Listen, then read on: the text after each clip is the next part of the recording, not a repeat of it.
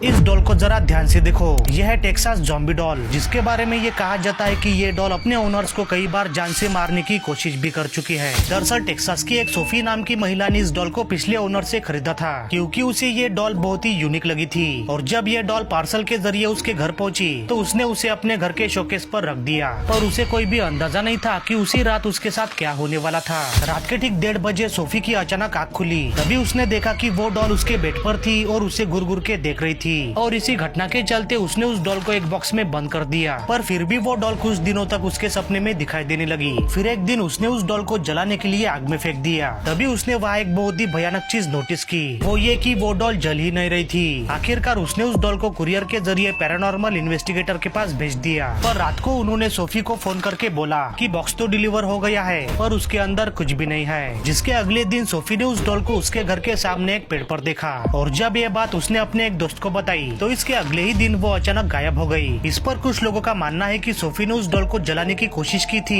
इसलिए उस डॉल ने उसे मार दिया होगा। वैसे अब आप इस डॉल के बारे में क्या कहोगे?